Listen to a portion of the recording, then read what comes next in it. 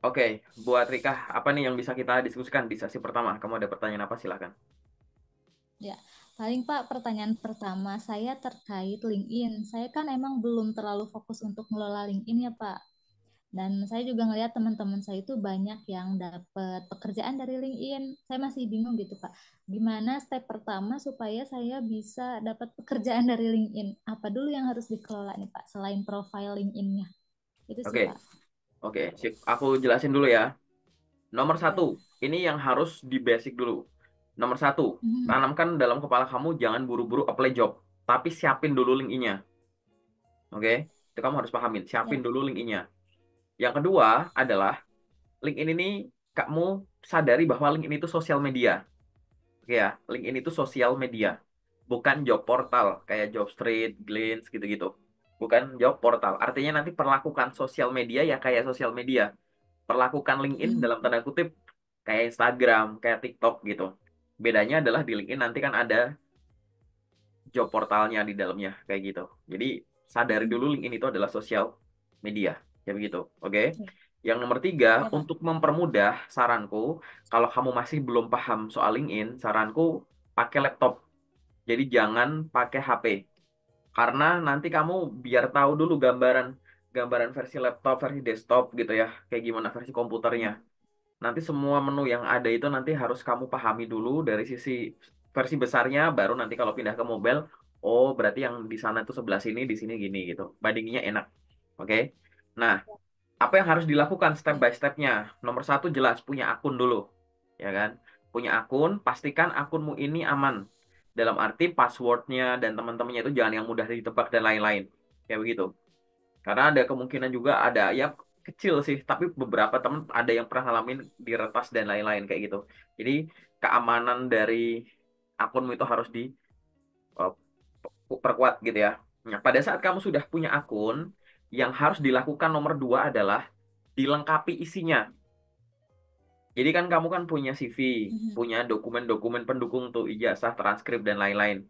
Yang ada di CV Mhm. pastikan di LinkedIn-mu juga ada.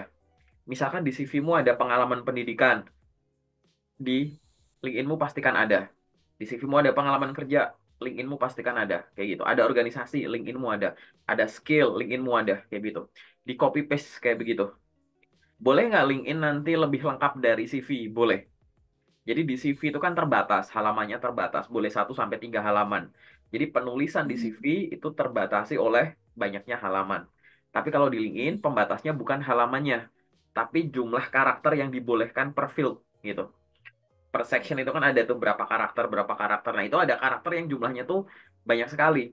Jadi pada saat di CV kamu nulisnya itu secukupnya gitu, barangkali di LinkedIn bisa penjabaran lebih lengkap.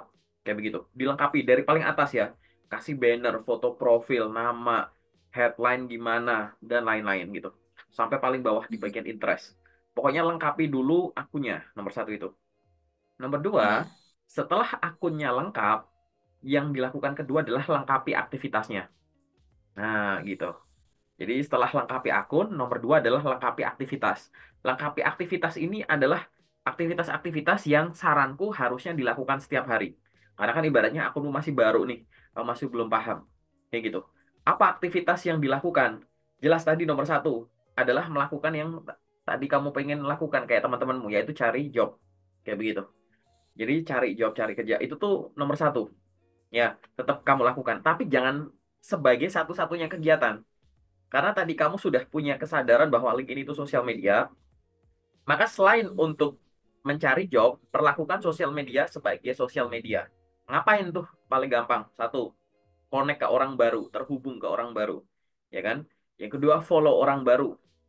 Gimana caranya jumlah koneksi dan followingmu itu bertambah setiap hari. Mau hari libur kayak, mau nanti kamu udah dapat job kayak, LinkedIn jangan ditinggalin. Jadi tiap hari itu kamu connect ke orang baru, follow orang baru. Kemudian yang ketiga tuh coba bikin postingan rutin. Waduh, aku bingung nih, postingannya apa? Riset dulu di Google. Ide posting di LinkedIn. Apa yang harus diposting di LinkedIn? Kayak begitu. Bikin postingan yang, kalau saranku, bikin postingan yang kamu bisa dan terbiasa, yang otentik. Kayak begitu. Postingan otentik ya postingan berdasarkan pengalamanmu. Kayak begitu. Misalkan nih, aku sarjana ekonomi kayak begitu, IPK aku tinggi gitu. Berarti kan pada saat aku IPK tinggi kan aku kemarin-kemarin tuh banyak tuh mata kuliah yang aku dapat nilai A. Nah, kamu berbagilah Hmm. ilmu-ilmu yang kamu peroleh di mata kuliah tertentu. Atau misalkan sekarang kamu lagi seneng baca buku apa, ya kan? Lagi baca buku ini. Kamu dapat tuh dari 5 halaman pertama kamu dapat ilmu apa, bikin kontennya di LinkedIn kayak gitu. Kontennya nggak harus yang rumit-rumit, yang harus kamu nggak kuasai. Boleh artikel, boleh gambar, boleh video, terserah. Kayak begitu. Yang penting kamu berbagi sama orang. Dan tadi, kalau Hmm. kamu berbagi apa yang kamu bisa dan terbiasa, apalagi berkaitan dengan backgroundmu, entah background pekerjaan, background pendidikan, kalau kamu bisa posting secara konsisten, kan artinya nanti orang akan tahu bahwa, wah ini orang posting terus nih soal accounting, misalkan gitu. Nanti orang akan mulai percaya, gitu. Itulah brandingmu akan mulai di situ, gitu. Postingannya tuh kayak begitu, yang kamu bisa dan terbiasa dulu aja, berani posting, gitu. Yang selanjutnya Hmm. adalah sesekali reshare atau repost postingannya orang gitu. Jadi selain kita posting-postingan otentik kita, kadang kita juga boleh kok reshare atau repost postingannya orang. Tapi ingat, jangan sampai reshare atau repost itu lebih dominan daripada postingan otentik kita. Oke? Gitu. Karena kalau kamu Ya. reshare atau repost postingannya orang, yang keren bukan kamu, tapi orang itu. Ya. Jadi ibaratnya seminggu kamu bikin postingan otentik dari kamu sendiri ada 5, yang reshare satu, dua, ya nggak masalah gitu.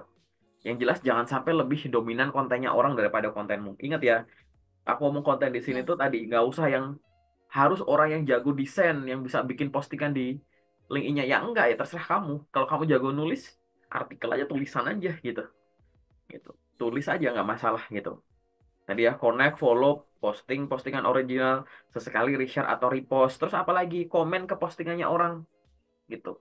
Jadi kamu kunjungin postingan orang yang mungkin di situ kamu ada pemikiran-pemikiran yang bisa kamu tuangkan lebih dari sekedar komen setuju, ya jangan cuma yang sekata-sekata gitu ya, amin, bismillah gitu, terus apa up gitu-gitu, interested gitu, bikin postingan yang kamu tuh sebenarnya ingin melanjutkan diskusi di situ atau menyampaikan pemikiran kamu gitu. Banyak kan pasti orang-orang yang posting-posting yang berkaitan dengan keilmuan yang kamu kuasai gitu, Hmm. berkumpul dengan sivitas akademika yang berasal dari rumpun ilmumu, ya kan, mereka bikin postingan bagus di komen, kadang nanya nggak apa-apa gitu. Terus ada HRD yang bikin postingan loker di komen. Barangkali lokernya habis kamu lamar, ya kan?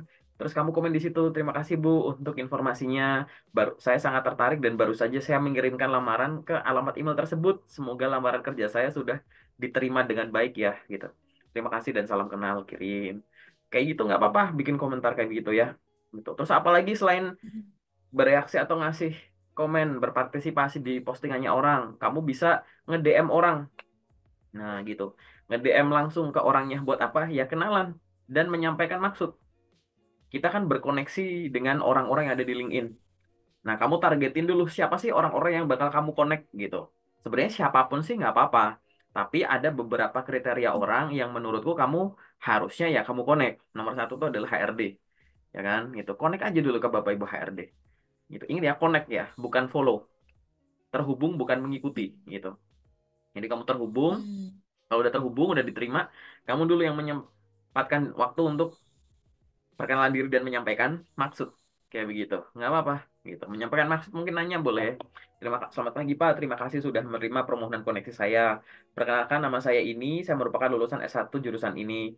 Mohon informasi Pak, di mana saya dapat memperoleh informasi pekerjaan terupdate dari perusahaan Bapak. Karena saya sangat tertarik untuk bisa bekerja di perusahaan Anda, Bapak. Gitu. Nanya aja kayak gitu. Terima kasih dan salam kenal gitu.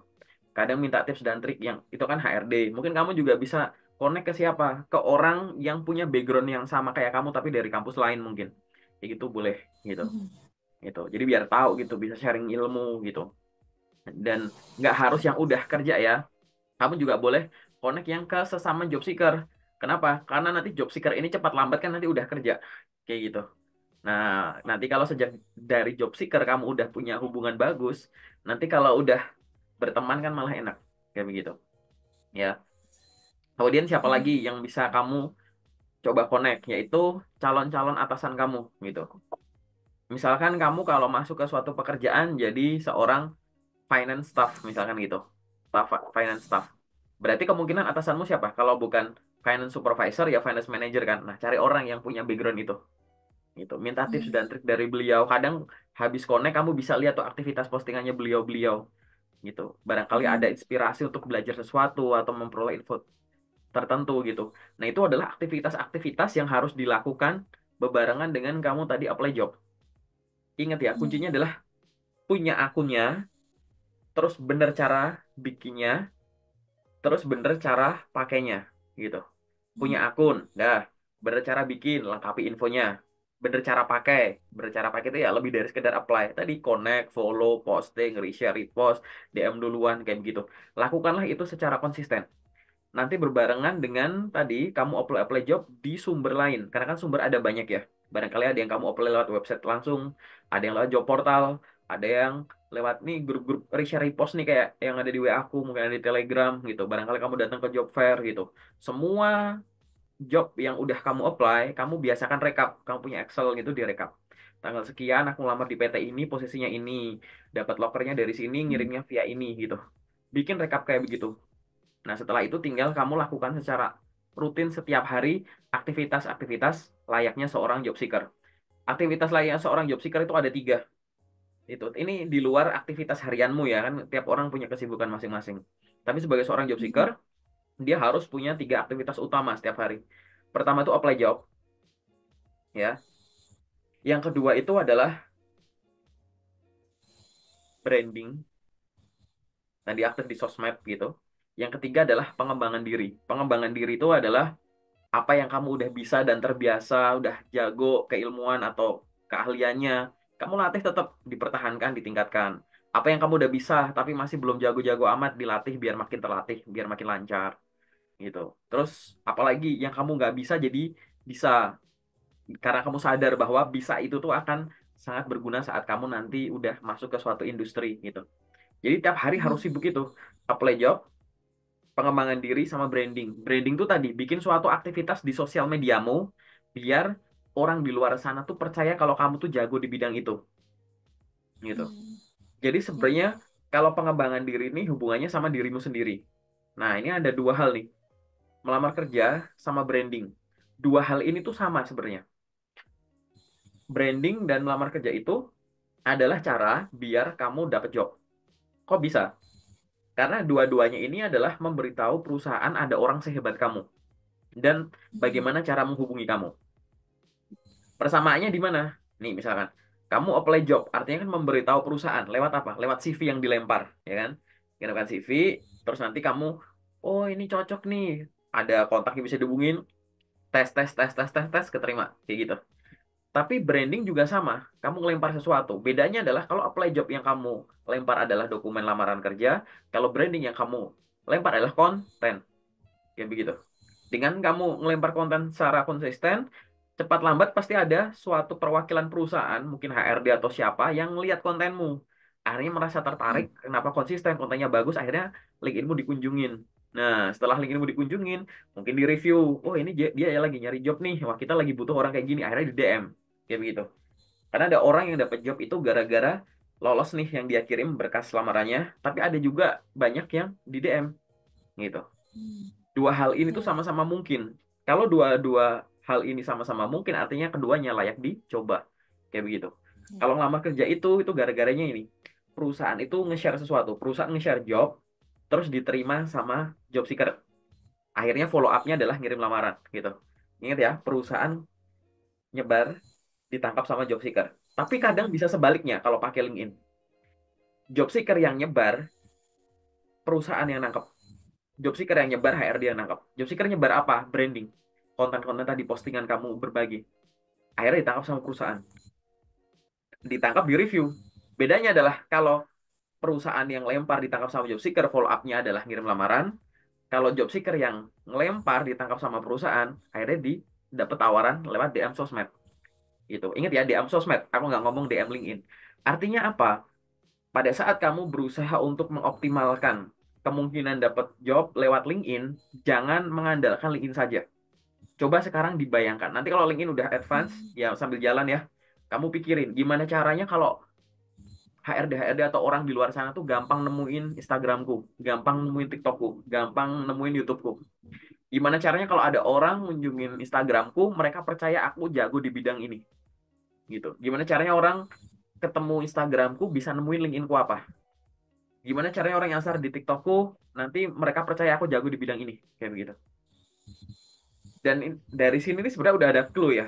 Tadi yang pada saat aku ngomong bikin konten rutin, ada loh suatu konten yang bisa diposting di mana-mana di semuanya gitu.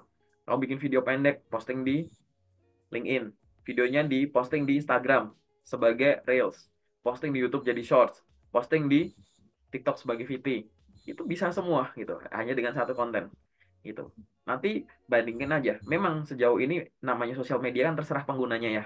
Lebih banyak digunakan untuk bersosialisasi saja atau hubungannya sama hiburan, entertainment kayak begitu. Nah, sekarang coba sudut pandangmu digeser lagi sebagai seorang job seeker, gimana caranya sosial media ini bisa mendatangkan job atau buat branding kayak begitu. Jadi di-connect gitu. Nanti secara berkala, iseng kamu cek secara SEO gitu ya, ketik nama lengkapmu di Google Search. Bisa muncul nggak tuh sosmedmu di hasil pencarian teratas kayak gitu. Kamu sengaja coba nanti cari nih namaku ini di Google gitu. Nanti yang muncul kayak gimana gitu. Jadi itu yang harus kamu lakukan gitu. Nah ini padahal dari tadi kan kamu nanyanya cuma tentang LinkedIn ya kayak gitu. Tapi aku ke mana-mana. Kenapa? Karena tadi itu adalah cara yang paling optimal. Kalau kamu mau optimasi, ada nggak yang nggak perlu sampai kayak tadi? Yang nggak perlu sibuk-sibuk konek-konek, nggak perlu sibuk-sibuk bikin konten-konten, tapi pakai LinkedIn langsung dapat job gitu ya. Ya ada gitu. Tapi kan akhirnya memperlakukan LinkedIn, sosial media, sebagai job portal. Kalau job portal, kamu punya akun job street nggak di sini? Gitu. Ini aku nggak lagi di endorse Enggak, job street ya. Atau kita lulus gitu-gitu, job portal gitu. Mungkin ada kali ya. Punya nggak? enggak. Nggak punya. Job search enggak. Kalau job portal tertentu punya nggak? Job apa kayak gitu? Kita lulus, Job, Glints, Indeed, job street oh gitu. belum. Paling kupu waktu itu pernah Ya, kupu. ya boleh. Jadi kamu saranku bikin akun job portal ya gitu. Kamu sumbermu jangan cuma LinkedIn aja gitu. Hmm. Gitu. Kamu mau pakai tadi boleh, mau pakai yang barusan aku sebut boleh gitu. Aku pengguna dan aku rekomendasi pribadi nih. Ini aku nggak lagi di endorse siapapun yang tadi aku sebut. Bikin akun kita lulus, bikin akun job street gitu-gitu. Itu penting loh gitu. Job street itu isinya lokernya banyak banget gitu. Tapi Hmm. kan kamu tadi udah pernah pakai job portal pakai kupu itu. Nah sekarang balik lagi.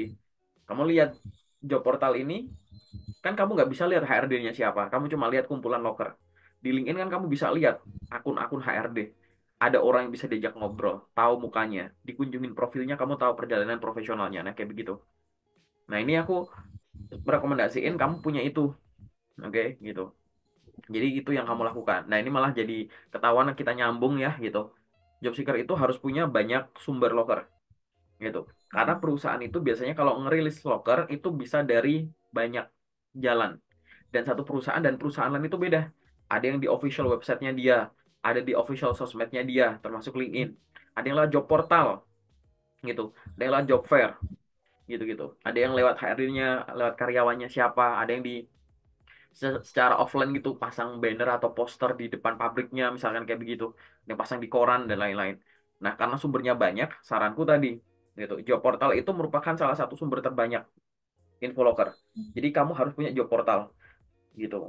Mau pakai yang tadi boleh, mau yang rekomendasianku yang Job Street, Glints, kita lulus gitu juga boleh kayak begitu.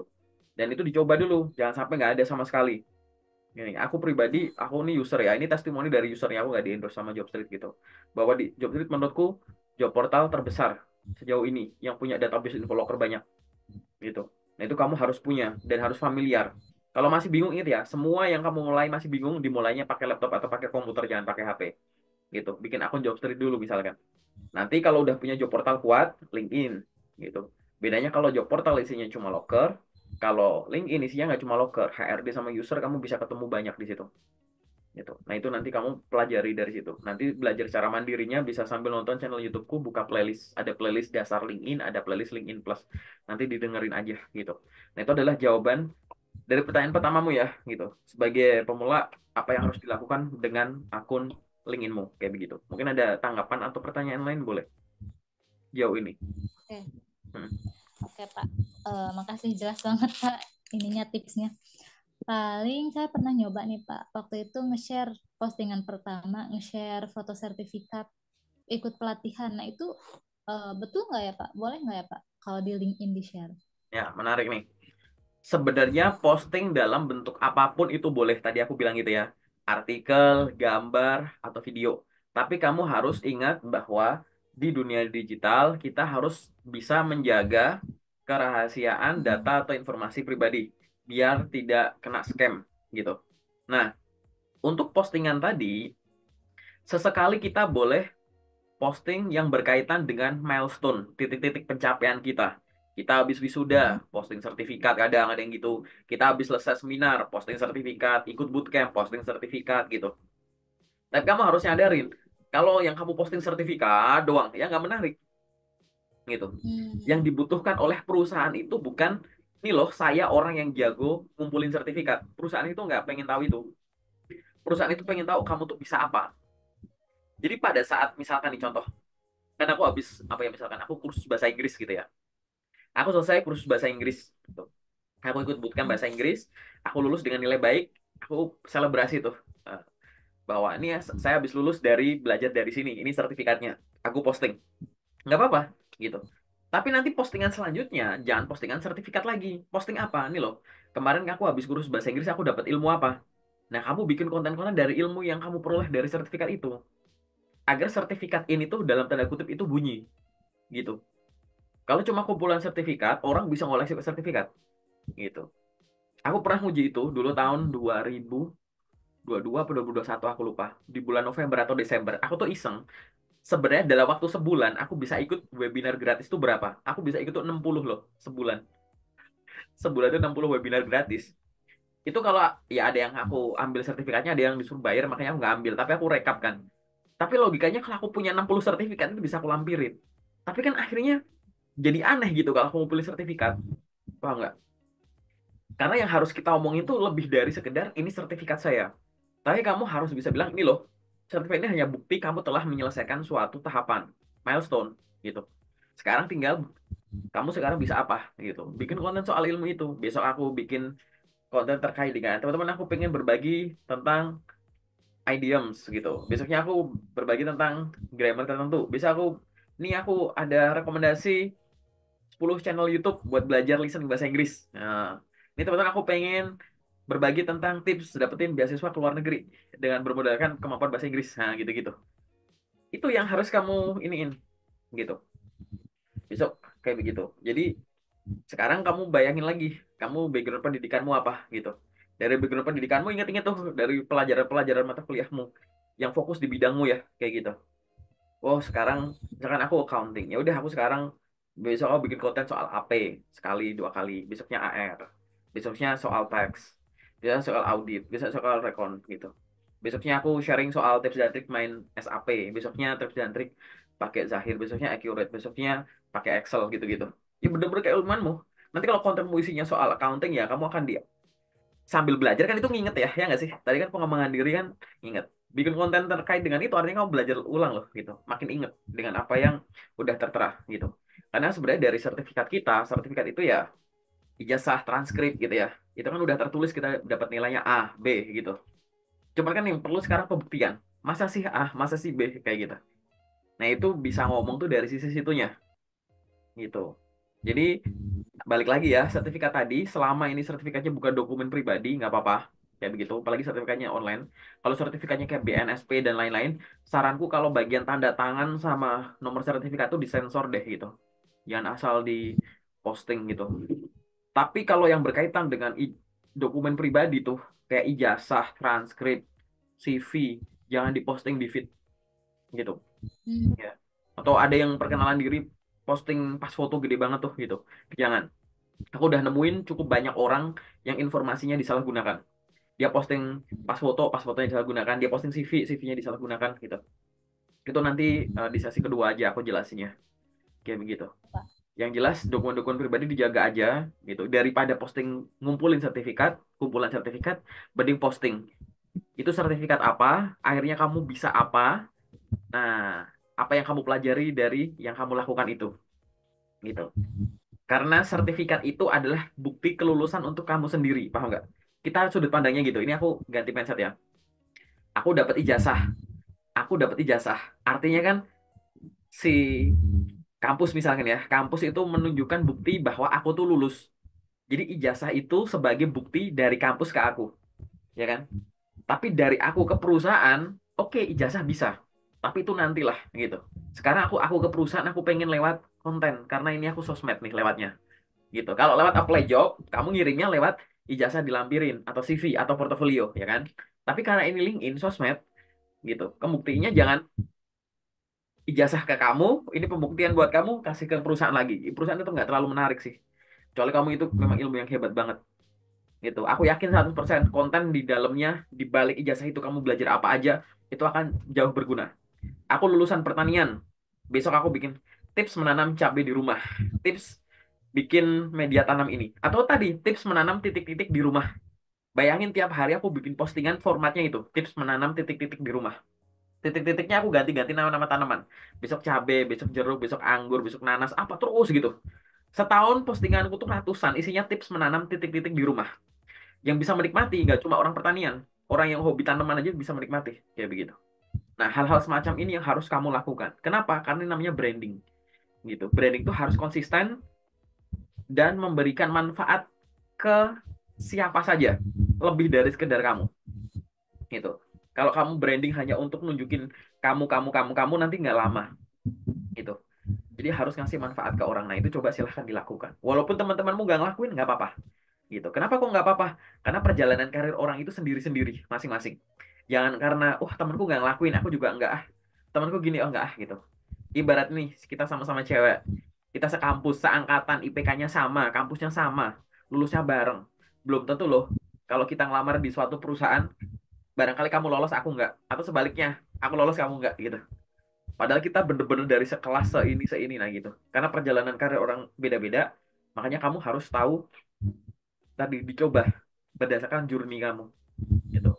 Journey yang komplit terkait dengan LinkedIn. Karena sejauh ini aku belum menemukan ada pesaingnya LinkedIn gitu. Yang sejenis LinkedIn itu belum ada gitu. Jadi mumpung masih bagus gitu, silahkan di follow up gitu.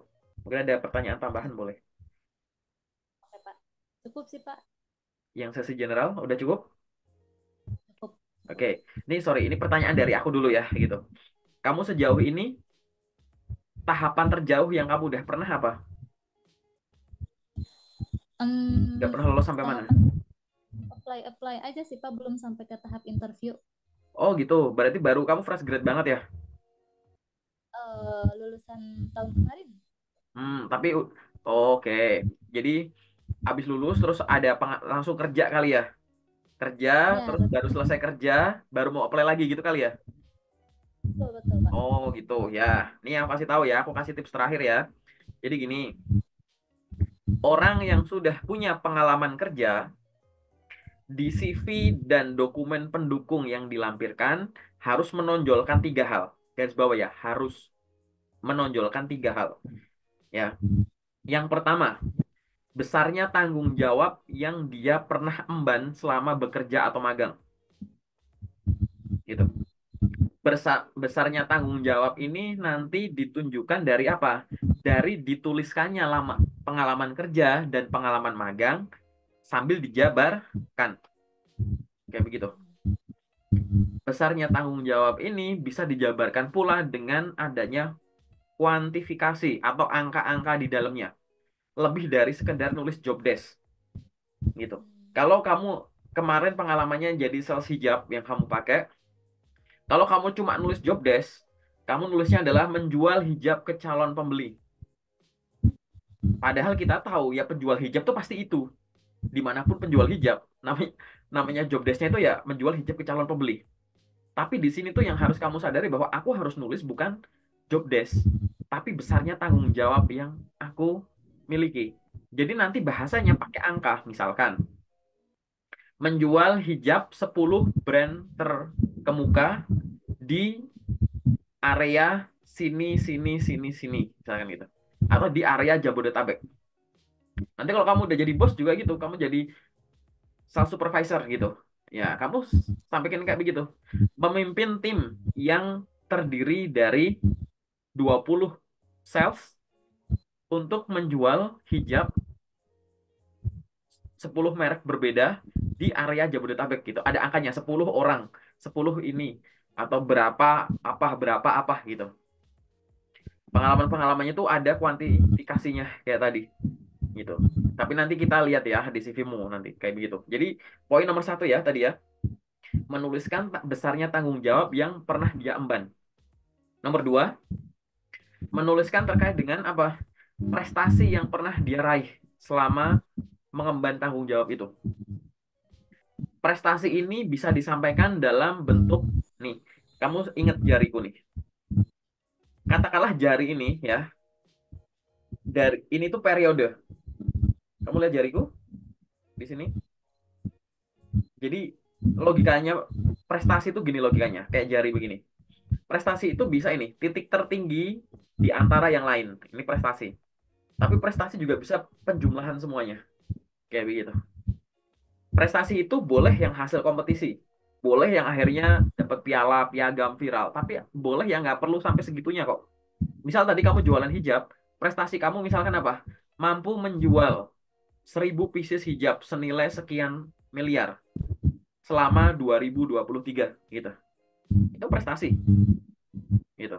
Itu bisa kamu tulis gitu. Tapi misalkan di sini apalagi prestasi? Ya tadi prestasi itu kan kamu sadar ya. Kalau hubungan sama uang itu kan menaikkan omset atau omset growth sama menurunkan beban kayak begitu atau efektivitas kayak begitu. Nah, itu juga masukan gitu. Sekian rupiah, sekian persen gitu dan lain-lain. Itu harus disebut kayak begitu. Kalau misalkan nanti kamu berhasil bikin suatu laporan apa misalkan, sampaikan gitu. Mampu membuat estimasimu, seingatmu atau datamu kira-kira berapa gitu. Mampu membuat rata-rata 30 laporan ini untuk diberikan kepada klien dengan hasil memuaskan kayak begitu misalkan gitu. Setelah memperoleh misalkan apa? Memperoleh 500 customer baru selama setiap bulan selama 2023 misalkan kayak begitu. Sampaikan semacam itu prestasi kayak begitu ya. Terus tadi ya ini baru dua hal ya. Satu, besarnya tanggung jawab. Dua adalah prestasi yang dimiliki. Dan yang ketiga adalah skill yang kamu sekarang bisa gara-gara pernah punya tanggung jawab itu. Gitu. Setelah kamu resign dari sana, pernah ngalamin itu, akhirnya sekarang kamu bisa apa? Bisa apa ini adalah yang relevan dengan posisi yang kamu lamar. Gitu. Bisa ini bisa yang bersifat teknis, skill teknis, bisa yang sifatnya non teknis. Fokus dulu yang teknis dulu. Teknis itu adalah keilmuan-keilmuan yang kamu kuasai, yang kamu pahami, gitu. Skill apa? Sales and marketing, gitu. Disebut turunannya boleh, gitu. Atau tadi yang misalkan aku accounting ya, APAR, konteks auditing turunan-turunannya itu, gitu. Atau teknisnya apa? Pembuatan laporan keuangan, penghitungan PPh ini, pembuatan ini, penyusunan modul ini, kayak begitu.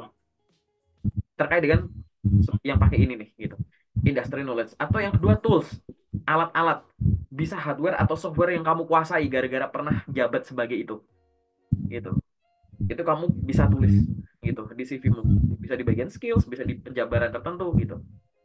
Yang ketiga adalah kemampuan bahasa tertentu, barangkali ada bahasa asing yang akhirnya kamu jadi jago gara-gara kamu punya pengalaman kemarin gitu, termasuk sama soft skill yang tadi aku bilang. Ingat ya, setiap orang yang sudah memiliki pengalaman kerja magang, nggak harus yang kantoran, kamu punya freelance part time gitu, entrepreneurship gitu, atau daily worker yang cuma harian kayak gitu ibaratnya, bisa aja ditulis. Tonjolkan tanggung jawab yang kamu pernah emban, prestasi yang pernah diraih, dan skill yang diperoleh setelah kamu punya itu. Nah, nanti pasti CV-nya akan menarik kayak gitu. Sampai di sini cukup jelas ya. Oke, sekarang kita masuk ke sesi kedua ya. Tunggu bentar.